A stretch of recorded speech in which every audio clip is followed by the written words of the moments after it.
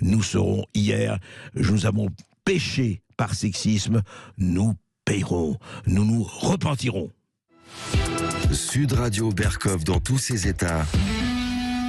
Le face-à-face. Le face-à-face du jeudi 26 janvier avec Jean-Jacques Charbonnier, anesthésiste réanimateur, mais aussi écrivain et conférencier, auteur de Hold Up sur la vérité aux éditions Guy Trédaniel. Bonjour Jean-Jacques Charbonnier. Bonjour docteur Charbonnier. Bonjour monsieur Berkov. Alors écoutez, votre livre, alors c'est un livre, je dirais quoi, de santé-fiction, de médecine-fiction, ça se passe en 2038, c'est un livre, un thriller, d'ailleurs très très très intéressant à lire, on ne le lâche pas, c'est un... Les Américains, j'aime pas employer le mot américain, ils disent c'est un page-turner. C'est vrai qu'on n'a pas envie de lâcher. Hold Up sur la vérité. Mais en fait, c'est un roman. Je rappelle que vous avez été anesthésiste, réanimateur pendant 35 ans, que vous avez été poursuivi pour vos travaux sur l'hypnose par des conseils de l'ordre des médecins pour vous dissuader de faire des ateliers d'hypnose. On va en parler de tout cela. Que vous avez eu des contrôles fiscaux et tout ça, mais on vous a surtout reproché ces revenus d'ateliers d'hypnose dans vos activités médicales, que vous avez été condamné à 3 ans d'interdiction, et ces 3 ans c'est terminé, mais vous avez dit nous on veut se battre, que vous parlez dans votre livre de la xapine et des médicaments, parce que juste je rappelle cela, votre livre commence par dire que il y a des animaux qui transmettent la maladie aux hommes et aux femmes, et du coup, eh bien, on les élimine, ces amis, on les tue au nom, effectivement, de la santé. Et en fait, dites-moi, Madame Bovary, c'est moi, disait Flaubert, Philippe Beauchamp, votre héros, c'est vous, Jean-Jacques Charbonnier ? Oui, on peut dire ça. On peut dire effectivement qu'on reconnaît, tous ceux qui connaissent mon histoire, ils y sont tous dedans, ils y sont tous. Et si vous voulez, ce livre, j'ai voulu en faire un outil pour dénoncer en fait que les fantassins du cartel de Big Pharma, étaient dans tous les pouvoirs, que ce soit le pouvoir médical, que ce soit le pouvoir politique, que ce soit les pouvoirs médiatiques même. Et merci de me faire passer dans une émission de grande écoute, parce que en fait, je crois que vous êtes le seul à avoir ce talent de faire passer des gens qui ont enfin le droit à la parole. Et puis surtout, le pouvoir, ça c'est beaucoup plus inquiétant pour une démocratie, le pouvoir juridique.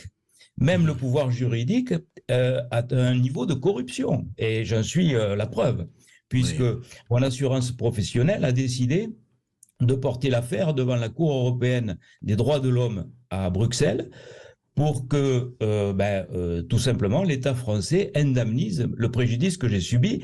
Et tellement ils sont persuadés que j'ai été victime d'une injustice. Ils financent ce recours. Oui. Et donc, oui. Alors, on va en parler, docteur Charbonnier, juste après cette petite pause. On va prendre tout le temps. Nous avons jusqu'à 14h pour raconter ce qui vous est arrivé et ce que vous avez vécu. Parce qu'effectivement, c'est un miroir de notre temps et de ce qu'on vit aujourd'hui. À tout de suite. Merci. Sud Radio. Parlons vrai. Parlons vrai. Sud Radio. Parlons vrai. Sud Radio. Ici Sud Radio. Les Français parlent au français. Je n'aime pas la blanquette de veau. Je n'aime pas la blanquette de veau. Sud Radio Berkov dans tous ses états. Et docteur Jean-Jacques Charbonnier qui est avec nous, Hold Up sur la vérité aux éditions Guy Trédaniel. Docteur Jean Charbonnier, vous êtes encore, anesthésiste, réanimateur pendant 35 ans, vous avez exercé votre métier. Vous le dites sans avoir eu une seule mise en cause, ni au pénal, ni au civil.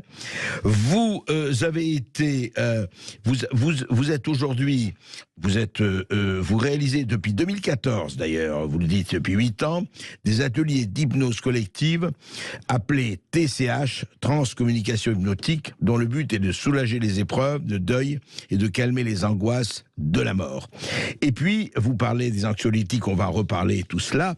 Au fond, qu'est-ce qui s'est passé? C'est-à-dire que quand vous êtes passé de la totalité de votre métier, de votre métier d'anesthésiste réanimateur, et vous êtes intéressé à l'hypnose, comment c'est arrivé? Qu'est-ce qui s'est passé? Qu'est-ce qui a fait qu'à un moment donné, on vous a dit stop, ça va pas du tout? Ben, à partir du moment où j'étais devenu un petit peu le spécialiste de ces fameuses expériences de mort imminente, des gens qui ont traversé des morts provisoires, on va dire, et Oui. qui sont revenus enrichis ils sont débarrassés des angoisses de la mort, clairement, et ils sont soulagés par rapport aux souffrances du deuil. Donc, je suis devenu un petit peu le spécialiste français de ces expériences. J'ai fait passer plusieurs thèses de doctorat en médecine sur ce sujet. Et je me suis dit, c'est quand même dommage de devoir vivre un arrêt cardiaque pour en arriver à un tel apaisement devant la mort. Est-ce que si on arrivait à suggérer cette expérience sous hypnose, on n'en arriverait pas aux mêmes avantages? Et en fait, sur le premier millier de TCHistes étudiés de façon statistique, cette intuition était bonne, puisque 669 personnes sur 1000, 67%, avaient donc coché la case, oui, je pense avoir eu une amélioration par rapport à tout ça. À l'angoisse Donc, de la mort, vous voulez dire, oui. oui, par rapport aux angoisses de la mort et par rapport aux souffrances du deuil, parce que, bon, ils voient apparaître des défunts, enfin, peu importe, on croit ou on ne croit pas à tout Oui, ça, mais non, ça bien fait sûr. bien aux gens. Voilà. Donc, aujourd'hui, il y a plus de 30 000 personnes qui ont fait ces séances. Et à partir du moment où ces séances ont eu un certain aura, un certain succès, c'est là où j'ai commencé à avoir les embêtements avec le Conseil de l'Ordre, qui ont commencé tout d'abord en m'invitant gentiment, on va dire, la première lettre, je m'en souviendrai toujours, c'était « On va vous inviter pour une conversation confraternelle à propos de vos activités ». Oui. Et puis, on m'a fortement conseillé de les cesser parce que ce n'était pas reconnu comme une activité médicale et qu'il fallait donc arrêter. Et donc, j'ai continué, évidemment, parce que je suis taureau ascendant Lion, je suis assez têtu, il faut dire. Et donc, c'est devenu de plus en plus pressant, puis c'est devenu ensuite menaçant. Et puis ensuite, j'ai dû subir une expertise psychiatrique quand même. Donc, le Conseil de l'Ordre a demandé une expertise psychiatrique. Alors, il faut pas s'énerver, hein. La règle du jeu, c'est ça. Il faut pas s'énerver parce que si vous vous énervez, vous finissez comme le professeur Fourtillon, vous êtes interné. Donc, j'ai résisté à ça. La conclusion de cette expertise qui a été donnée un mois après, parce qu'il faut qu'ils réfléchissent quand même, ils étaient trois, quatre. Et c'était quoi la conclusion? Eh ben, il paraît que je suis normal et que je peux exercer la médecine. Ouais. Bon. Donc, première étape franchie, il en a fallu d'autres. L'étape suivante, ça a été le contrôle fiscal. Mais c'est pas un contrôle fiscal ordinaire. C'est que je me suis retrouvé en garde à vue avec des brigadiers qui étaient stupéfiés. Parce qu'ils disent, vous n'êtes pas Mesrine. On vous a pris pour Mesrine, vous êtes simplé, tout simplement. C'est-à-dire que vous avez été très mal conseillé. Vous avez un expert comptable qui est nul. Donc, c'est vrai que j'en ai changé. Je ne dirais pas qui c'est, mais j'en ai changé. Et là, évidemment, ils avaient... dans ma comptabilité, toutes ces activités qui n'étaient pas médicales avaient été donc données en activité médicale et donc du fait... Donc on l'a dit, il fraude le fisc, c'est ça, quelque chose comme ça. Voilà, alors tout était organisé quand même et orchestré. Parce que dès le lendemain, normalement, il n'y a que le bâtonnier, mon avocat, les brigadiers qui sont au courant d'une garde à vue. Dès le lendemain, il y avait un article qui me flinguait sur la Dépêche du Midi, avec ma photo, en disant fraude fiscale, en disant blanchiment d'argent. Enfin, blanchiment d'argent, tout ça a été débouté. Voilà. Donc, j'étais devenu l'affreux Jojo. Mais vous savez très bien, docteur, que le secret de l'instruction n'existe plus. Oui, hélas, hélas. C'est vrai. Et alors, donc, qu'est-ce qui s'est passé? Ça vous est devenu le mouton noir de la profession, c'est ça? Ah ben là, tout de suite, donc en fait, ça a eu l'effet inverse, parce que ma garde à vue, je ne sais pas si c'est une coïncidence ou pas, elle est sortie le jour de la sortie de mon livre sur la TCH, sur la méthode d'hypnose. Oui. Et du coup, comme j'ai quand même une page Facebook active, les réseaux sociaux sont actifs, on fait quand même un contre-pouvoir. Donc du coup, il y a eu un grand courant de sympathie sur ce qui m'arrivait. Mon livre, tous les médias qui normalement devaient m'inviter ont récusé l'invitation. Je ne nommerai pas les médias, mais bon, c'était programmé. Tout a été exclu. Mais de ce fait, de cette publicité à l'envers, mon livre a grimpé dans les meilleures ventes, du top 10 des meilleures ventes. Donc ça a eu l'effet inverse. Du coup, mes amis Facebook sur ma page, ils sont passés de 20 000 à plus de 100 000. Donc, il y a eu un effet inverse. Donc, ça finit de les énerver, je pense. Et donc, du coup, ils ont trouvé autre chose. ils ont trouvé autre chose. Alors, comme vous avez dit, je n'ai eu aucun problème en 35 ans d'anesthésie, ni au pénal, ni au civil. Ça, c'est exceptionnel. Ouais. C'est pas pour me vanter, mais c'est exceptionnel dans une carrière d'anesthésiste parce qu'on a toujours 4 ou 5 affaires Des comme ça. accidents, oui. Voilà, j'en ai eu D'accord. aucune. Et là est sorti du chapeau un patient qui prétend, peut-être c'est vrai, j'en sais rien, mais qui prétend avoir été conscient pendant une de mes anesthésies. Donc déjà, que l'affaire parte au pénal, que je me retrouve en garde à vue pour ça, c'est complètement fou. Parce que tous les anesthésistes ont connu ça. Un de leurs patients qui, à un moment donné, dit avoir été conscient, d'autant plus que ce n'est pas du réveil, c'est avoir été conscient. Il n'y a aucun signe de réveil objectif. Il n'y a pas une tension qui monte, il n'y a pas un pouls qui s'accélère, il n'y a pas le malade qui saute de la table, c'est pas ça. Il prétend avoir été conscient. Eh bien, pour ça, je me retrouve quand même au pénal. Et mon avocat est stupéfait. Il me dit, mais c'est le phénomène d'awareness, ça existe sur 1 sur 20 000 anesthésies, donc il y aurait ça tous les jours. Et alors, qu'est-ce qui s'est passé en vous retrouvant au pénal? Là, il y a eu une sanction, il y a eu... Il y a eu sanction, déjà, ça c'était très étonnant. 1 an d'interdiction d'exercice. Mon avocat me disant, moi, c'est l'avocat du syndicat des anesthésistes, l'avocat dit, mais moi je ne comprends pas, parce que moi j'ai défendu des anesthésistes qui ont été reconnus en responsabilité avec des homicides involontaires, c'est-à-dire avec mort de patient sur table, qui n'ont pas été interdits un seul jour. Et vous êtes interdit 1 an, mais c'est fou. Donc, on va partir en appel. On part en appel, je prends 3 ans. Ouais. Alors là, ça devient... 3 ans d'interdiction d'exercer, c'est ça? 3 ans d'interdiction d'exercer. Et en plus, on ne peut pas avoir accès au dossier médical. Alors ça, c'est quand même fou, ça. Ouais. Ça ne s'est jamais vu dans l'histoire de la justice française. Depuis donc 1789, eh ben, un avocat a droit à accès au dossier de l'instruction. Ouais. Eh ben là, ça n'a pas été possible. Donc ça, c'est un vice de forme. Et donc, normalement, un procès est cassé pour ça. Il n'y a pas eu d'expertise contradictoire. Je n'ai pas pu m'expliquer devant un expert. Donc, l'expert a donné ses conclusions. Donc, vous avez été interdit. Les 3 ans d'interdiction ont eu lieu. Donc, j'ai été interdit. Et non seulement j'ai été interdit, mais la cassation, on n'a pas pu y aller. Cassation rejetée. Et c'est pour ça que mon assurance professionnelle a décidé de financer un recours à la Cour européenne des droits de l'homme, tellement on pense que cette affaire est injuste. Enfin, alors, dites-moi, docteur, on va continuer à parler de ça, en tout cas, c'est très intéressant, mais est-ce que la véritable raison, alors je vais me faire non pas l'avocat du diable, mais l'avocat peut-être des rationalistes, ça n'a rien à voir, en disant oui, mais les expériences de la mort imminente, etc., est-ce que ce n'est pas encore, vous savez, toutes ces gens qui disent oui, mais tout ça, c'est de la fausse médecine, c'est de la paramédecine, c'est, je ne dirais pas du charlatanisme, mais des gens qui disent oui, mais ça va trop loin avec ces expériences d'hypnose. Je voudrais avoir votre avis là-dessus parce que quelque part, il y a, comme vous le savez beaucoup mieux, une très grosse polémique sur les médecines alternatives, etc. Est-ce que vous n'êtes pas, est-ce qu'on ne vous a pas fait entrer dans cette case? On en parle tout de suite et évidemment on attend tous vos réponses après cette petite pause.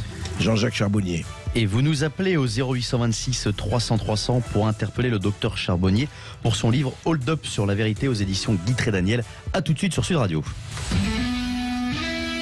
Sud Radio, Berkov dans tous ses états. Ici Sud Radio. Les Français parlent au français. Les carottes sont cuites. Les carottes sont cuites. Sud Radio, Berkov dans tous ses états. Alors justement, docteur Jean-Jacques Charbonnier, je crois qu'il faudrait expliquer, vous savez, pour les très nombreux auditeurs qui ne savent pas ce que c'est que l'hypnose, la pratique de l'hypnose, la transcommunication hypnotique, il faudrait expliquer qu'est-ce que c'est exactement, en quoi ça consiste. Alors ce sont des séances collectives prodiguées sur 45 personnes. Oui. Ça dure 4 heures. Donc, dans une première heure, donc j'explique et je prépare les gens donc à cette conception particulière de l'hypnose, parce qu'il faut quand même soit préparé. Ensuite, la partie hypnotique en elle-même dure 1h30. Donc, elle est faite avec des casques qui sont reliés à ma voix et avec aussi un ingénieur du son qui travaille avec moi, qui s'appelle Étienne Dupont, et qui module le son en fonction de tout ce qu'on connaît sur l'hypnose, les états de conscience modifiés. il y a les infrabasses, il y a l'alternance cerveau droit, cerveau gauche, cohérence cardiaque, enfin, il y a tous les trucs, si vous voulez, qui permettent d'avoir ces états particuliers.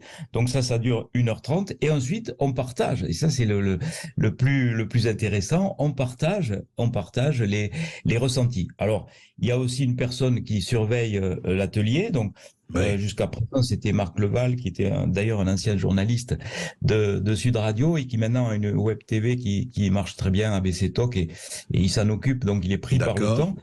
Il y a un psychothérapeute qui vient une psychothérapeute, ou alors c'est Karine, ou c'est. Et les gens parlent entre eux. Après, enfin, vous les faites alors réagir. Après, oui, ils partagent. Donc il y a ce partage qui est très intéressant. Où on voit ce que les gens vivent, et donc ils racontent ce qu'ils ont vécu. Et moi, avec ma petite expertise et mon expérience, puisque ça fait plusieurs années que je fais ça, je les renseigne et je leur dis, voilà. Et ce sont de gens en bonne santé ou pas en bonne santé? Enfin, c'est des gens de tout statut médical, etc. Oui. Ce sont des gens, bon, alors quelques-uns sont envoyés par des médecins traitants parce que ils ont des angoisses liées à un deuil, ou ils sont angoissés par la mort, et ça leur fait du bien. Il y a beaucoup de médecins qui ont assisté à nos séances et qui maintenant nous envoient leurs patients, des psychiatres qui nous envoient leurs patients, mais il y a aussi des gens qui veulent simplement faire une expérience, parce que c'est un état modifié de conscience, et il y a d'autres expériences qui se passent dans ces ateliers, des états de conscience modifiés, ou alors certains disent avoir accès à des vies antérieures, d'autres faire un voyage galactique, d'autres avoir des visualisations de leur futur. Enfin, en tout cas, ça apaise les gens. Et pas d'absorption de quoi que ce soit. Pas d'absorption. C'est ça le problème. C'est ça le problème, parce que si Big Pharma, il y a eu un débat très intéressant, j'ai eu une table ronde très intéressante à l'université de Liège avec Steven Loret, le professeur Steven Loret, qui est à la tête du Coma Science Group, et je lui ai dit, pourquoi ne fait-on pas, donc je l'ai dit publiquement, c'était donc à l'université, je lui ai dit, mais pourquoi ne fait-on pas une étude scientifique sur la TCH? Et très malicieusement, il m'a dit, ça serait très intéressant, mais il faudrait trouver un labo qui nous finance. Et il a dit, on va pas trouver un labo qui finance une médecine qui ne consomme aucun médoc. C'est ça le problème. C'est que toutes les médecines alternatives actuellement sont violemment combattues. On a commencé par attaquer, on a détruit l'homéopathie, on a supprimé son enseignement à l'université et on a supprimé son remboursement, tout simplement parce que c'était une thérapie qui était, qui ne consommait pas de médicaments chers. C'est ça le problème. On a vu ce qui s'est passé avec la Covid. C'était exactement la même chose avec l'hydroxychloroquine, avec des articles bidouillés dans le Lancet. Mais tout le monde sait ça. Même le Lancet l'a reconnu. Donc tout est corrompu par des conflits d'intérêts. Et dans les revues à comité de lecture scientifique, on peut déglinguer n'importe quelle thérapie. Et si on veut la déglinguer, l'homéopathie a été déglinguée de cette façon. Donc voilà, l'hydroxychloroquine aussi. Et pour vous, la transcommunication hypnotique fait partie d'une médecine alternative. Mais comme il n'y a pas de médicaments, d'ailleurs vous parlez de la xapine dans votre roman, dans Hold Up sur la vérité, vous dites qu'effectivement on combat tout traitement qui n'est pas un traitement avec des médicaments onéreux, ou en tout cas, il n'y a pas que ça, effectivement, quand même, docteur, il y a des médicaments qui coûtent pas cher, et vous êtes d'accord que certains médicaments servent quand même? Ah ben bien sûr, bien sûr. Mais les médecines alternatives devraient travailler non pas en compétition et en substitution, mais en complémentarité. On aurait tout à y gagner. Vous savez, quand on a un cancer, c'est quoi un cancer? C'est un voyant rouge qui s'allume quelque part. Donc nous, qu'est-ce qu'on fait à l'hôpital? On enlève le voyant rouge, on fait de la radiothérapie, de la chimiothérapie, de la chirurgie. Et je ne dis pas qu'il ne faut pas faire tout ça, mais on n'a pas réglé le problème parce qu'il y a un autre voyant rouge qui s'allume après. Donc, toutes ces médecines holistiques dites alternatives, eh bien, elles travaillent en amont de la maladie. Et une fois qu'elle est déclarée, on peut s'aider de ça. Ça fait du bien aux gens. Et le problème, c'est que on a vu naître une thérapie, on a voulu tuer dans l'œuf l'embryon, en tuant la thérapie et en s'attaquant à celui qui avait inventé cette technique, parce qu'on a vu que ça marchait. Et vous savez qu'en France, on est le premier consommateur mondial de psychotropes, avec 15 millions de boîtes d'anxiolytiques vendues par an. Vous le dites, 15 millions de boîtes d'anxiolytiques vendues chaque année, c'est ça, en France? Chaque année, record mondial de consommation de psychotropes par habitant en France. C'est un record qui n'est pas prêt de tomber. Avec des réactions comme ça, le prochain sur la liste, ça va être l'ostéopathie, ça va être l'acupuncture, parce que Big Pharma, vraiment, on l'a vu, ce qui s'est passé lors de la... Là, les masques sont tombés quand même. Moi aussi, je suis le premier étonné de ce qui m'arrive. Je ne pensais pas que le niveau de corruption allait Être à ce envahir point. les pouvoirs. Mais tous les pouvoirs médiatiques, les pouvoirs politiques, les pouvoirs médicaux et même juridiques. C'est ça qui est le plus inquiétant dans une démocratie quand même. Parce que tout le monde reconnaît que ce que je vis, c'est anormal. Et on a voulu m'attaquer en raison de ces ateliers. Et en fait, quand on fait le bilan de tout ça, ben, c'est idiot. Parce que ça m'a donné une popularité que je n'aurais peut-être pas eue. Et en plus, je ne fais plus que ça maintenant. Mais vos ateliers, vous les faites, vous continuez, on vous laisse les faire. On ne vous a pas empêché d'exercer la transcommunication hypnotique. Je ne vois pas comment on pourrait empêcher ça. Ou alors là, on est dans une dictature absolue. Ouais. Et il y a, puis c'est ce succès qui est là. On a mis en place, par exemple, 3330 places sur 10 villes de France pour les 6 mois à venir. En 4 jours, tout était complet. Donc, si c'était nul, les gens ne viendraient pas. Il n'y a aucune publicité. C'est vraiment le bouche à oreille. C'est vraiment les gens qui font que le succès est là. C'est grâce à ce qu'ils disent sur les réseaux sociaux. C'est grâce à ce qu'ils échangent en famille. C'est grâce à ce qu'ils échangent avec leurs amis que ça devient ce succès. Et moi, si le succès n'était pas là, il y aurait longtemps que j'aurais arrêté ça. Bien sûr. Mais bon, j'ai vu que ça a aidé les gens. Mais là, vous avez le droit, docteur Charbonnier, de reprendre vos activités d'anesthésiste, réanimateur ou pas? Oui, normalement oui, puisque la période d'interdiction se termine. Mais je n'ai pas du tout envie. Parce que je vois que je suis beaucoup plus utile, enfin, beaucoup plus facilement remplaçable dans mon activité d'anesthésiste que dans cette activité-là, puisque pour l'instant, on n'a pas mis en place de formation, bien qu'il y ait des gens qui veulent se former à cette technique, il y a des médecins qui veulent se former, des psychiatres. Ils ont commencé par voir que leurs patients revenaient apaisés. Progressivement, avec une aide médicale, ils ont pu sevrer les anxiolytiques. Donc, ils sont venus assister aux séances, ils ont vu. Et vous avez beaucoup de médecins aujourd'hui qui travaillent avec vous, de psychiatres ou de pédopsychiatres, etc. Oui, nous avons beaucoup de médecins qui nous envoient des patients parce que, qu'est-ce qu'ils ont comme recours à part les médocs, les anxiolytiques, les antidépresseurs? Il n'y a pas grand-chose en médecine générale. C'est surtout passer du temps avec les gens, c'est les écouter, leur faire vivre des expériences apaisantes. Ça, c'est un des moyens. Et ils ont trouvé que leurs patients étaient améliorés par rapport aux angoisses du deuil et par rapport aux souffrances de la mort, sans pour autant consommer beaucoup de médicaments et même en pouvant sevrer. Et alors, docteur, mais en tout cas, c'est intéressant, c'est bien de poser ça sous projecteur, cette pratique que vous faites, ces ateliers d'hypnose collective.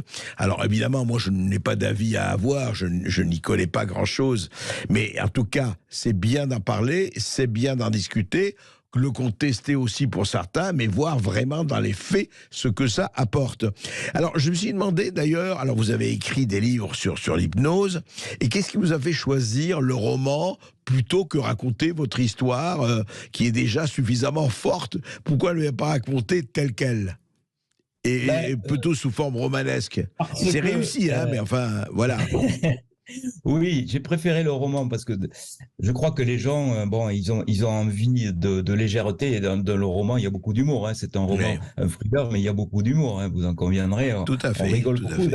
D'ailleurs, les gens me disent, on rigole beaucoup en lisant votre livre. Oui, ça peut paraître bizarre pour un thriller, mais c'est vrai. Mais tout simplement parce que ça n'aurait pas été possible. J'ai un éditeur exceptionnel, Guy Trédaniel. Je suis fidèle à cet éditeur. J'ai fait quelques petites. Oui, j'ai vu que vous avez fait plusieurs ouvrages avec lui. Oui. Plusieurs éditeurs, mais vraiment lui vraiment c'est quelqu'un. D'ailleurs, c'est lui qui m'a fait traduire à l'étranger. C'est lui qui a fait cette diffusion. Il s'occupe bien des auteurs. C'est un éditeur vraiment remarquable. Voilà, c'est un bon éditeur, c'est celui qui s'occupe bien de ses auteurs. C'est vrai. Voilà, exactement. Et donc, on a pris des précautions juridiques par rapport à ce livre. Ouais. Je n'aurais pas pu éditer ce livre. Tout simplement, je n'aurais pas pu l'éditer. Et même dans sa première partie, il y a eu des corrections parce que le service juridique a dit qu'on prenait trop de risques par rapport au Conseil de l'ordre, par rapport là. Donc, j'ai vraiment émoussé le truc. Et les gens qui connaissent ma vie et qui connaissent mon histoire, bien sûr, ils vont reconnaître tout le monde. Est-ce que l'ordre des médecins vous a attaqué directement ou pas? Ah oui. Ouais. Ah oui, l'ordre des médecins m'a attaqué, clairement. Il m'a attaqué. Bon, la sanction était 1 mois d'interdiction d'exercice. Ça n'a pas été Ça. très violent, mais déjà me faire subir une expertise psychiatrique, ça semble Oui, c'est pas complètement mal, fou oui. quand même. Ben, il suffit de discuter quelques minutes avec moi pour voir que je ne suis pas complètement vrillé quand même. Enfin, il me semble. Hein. Bah Pas écoutez, besoin on de demandera psychiatre, aux hein. auditeurs du Sud Radio, ça fait une demi-heure qu'on discute ensemble, vous ne me paraissez pas frappé d'un syndrome violent, mon cher docteur Charbonnier.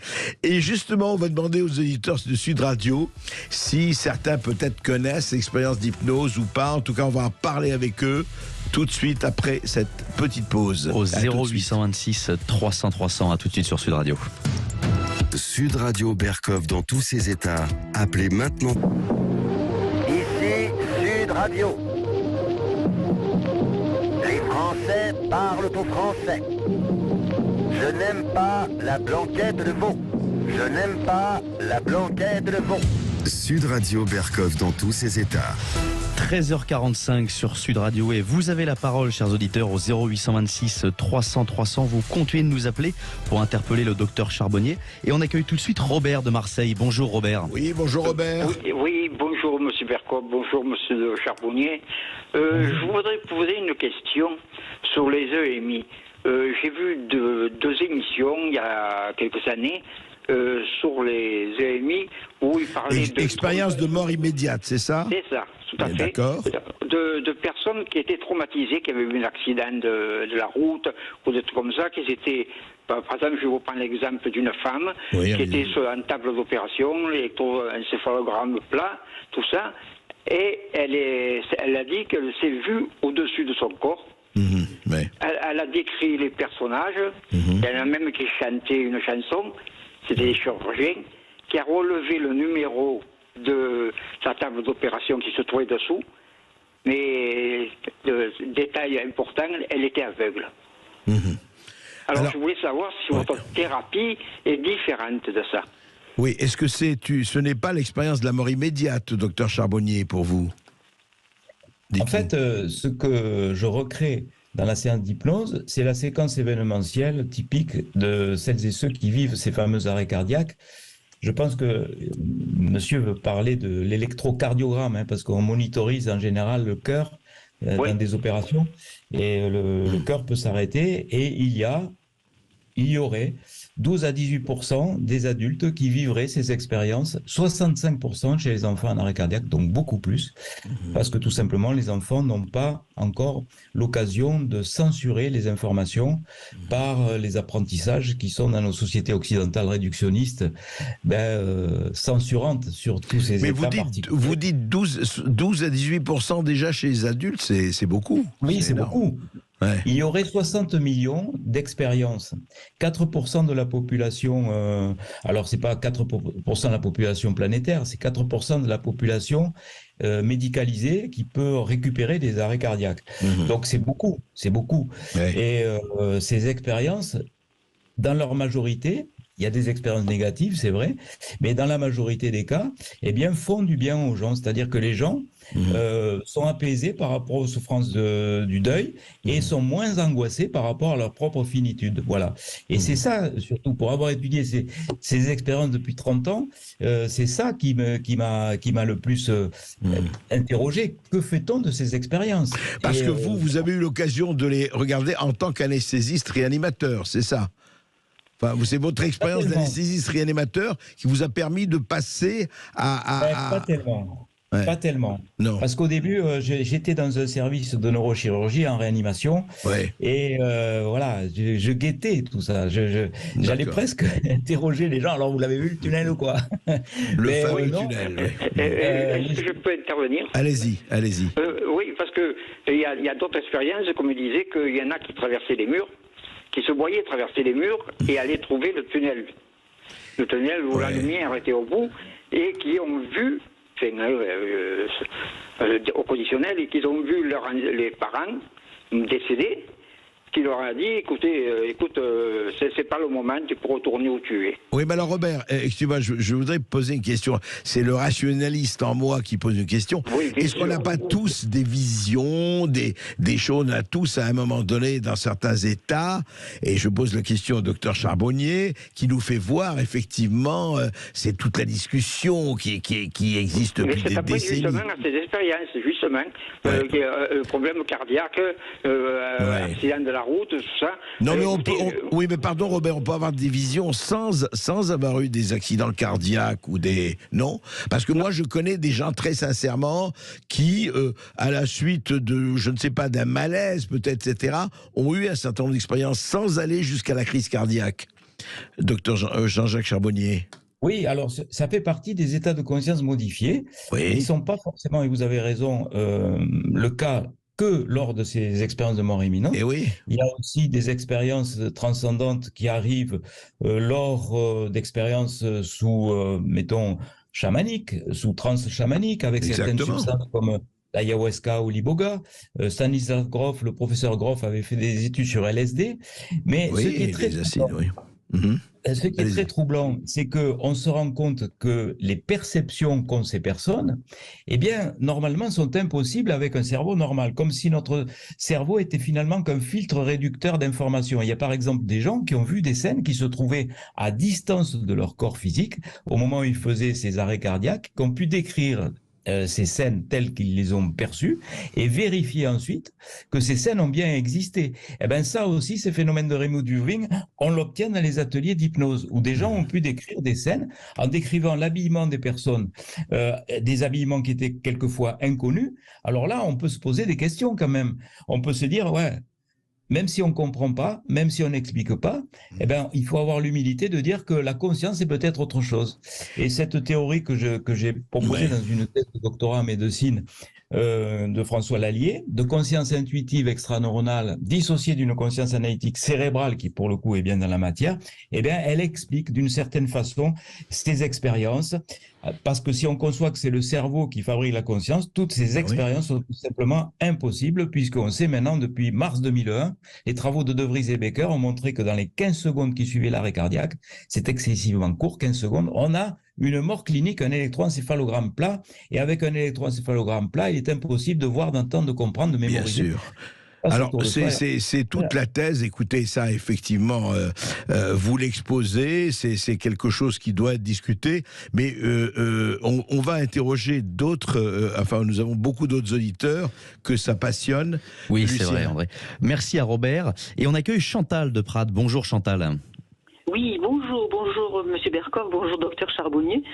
Moi, je vous suis depuis d'excellentes années, sans le vouloir, parce que étant par une pratique de taoïste, je connais la conscience modifiée et j'en ai fait l'expérience depuis l'âge de 16 ans et j'en ai 68 ans. Ça m'a permis d'assumer des contrôles médicaux extrêmement contraignants qui demandent soit une anesthésie locale. Et à la Péronie, ils avaient l'aimable courtoisie de me laisser 10 minutes de tranquillité pour entrer dans un état de conscience modifié. Et je n'avais pas besoin d'anesthésie locale. Et c'était douloureux. Ce sont des opacifications de gastroplastie. Donc c'est pas évident. Et tout ceci, pour moi, c'est pareil normal. Je l'ai appris à mon petit-fils, je l'ai appris à tout le monde et tout le monde le sait. Et là, je suis ravie que le docteur Charbonnier puisse enfin venir sur une onde, sur un média que tout le monde écoute, et surtout passer par le biais justement d'un roman pour que ce ne soit pas juste élitiste et qu'on ne nous prenne pas pour des perchés. Moi, je descends de mon arbre pour vous parler. Voilà. Voilà, mais merci Chantal. Alors, docteur Charbonnier, effectivement, il y a des gens qui diront oui, mais enfin tout ça, ce sont des élucubrations, ces états de conscience modifiés, et puis beaucoup d'autres, effectivement, et c'est vrai, on parle de choses qui existent, qui sont là. Et la question que je voulais vous poser, on est en fin d'émission, mais on reparlera de tout cela, bien sûr. Est-ce qu'au fond, ce que vous dites qui a existé, est-ce que ce n'est pas parce que encore la recherche médicale, la recherche neuronale, la recherche neurochirurgicale, la recherche cognitive n'a pas encore atteint ces domaines? Est-ce que ce n'est pas encore de la terra incognita? Ah bien sûr. Et je dirais presque tant mieux.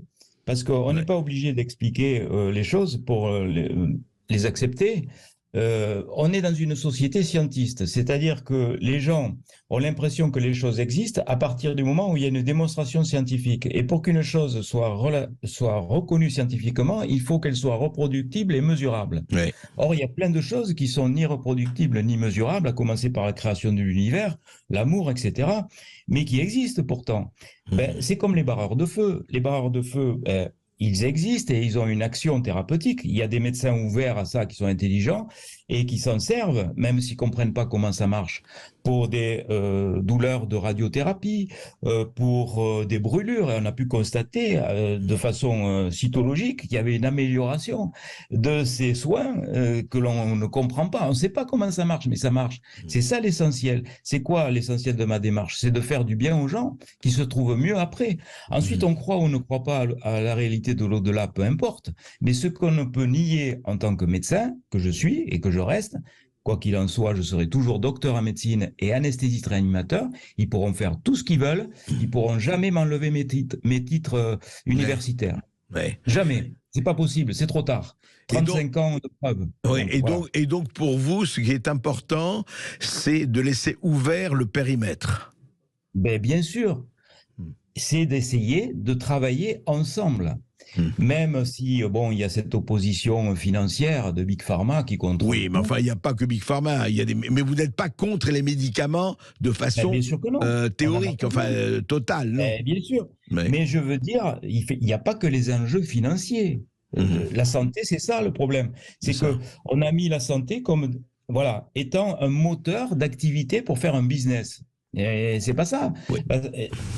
Vous avez reçu ici mon collègue et ami, le docteur Fouché. Oui. Pour moi, lui, c'est un héros. C'est un héros, parce que moi encore, je suis en fin de carrière. Mais lui, il a sacrifié ça pour ses idées. Et on est raccord sur tout ce qu'il a dit. Félicitations aussi pour votre émission sur les suspendus que j'ai écouté avec. Ouais. Voilà, c'est grâce à vous, franchement. Bah, écoutez, je ne on connais pas un essaye autre créneau, je ne connais pas un autre média où on peut s'exprimer comme ça sur ces sujets. L'idée, c'est de donner la parole à tous et de ne pas être effectivement fermé ou borné. En tout cas, merci, docteur Jean-Jacques Charbonnier. On continuera à parler de tout cela. C'était le face-à-face du jeudi 26 janvier avec le docteur Charbonnier, médecin anesthésiste réanimateur, écrivain, conférencier, auteur de Hold Up sur la vérité aux éditions Guy Trédaniel. Tout de suite, l'émission de Brigitte Lahaie. À tout de suite sur Sud Radio.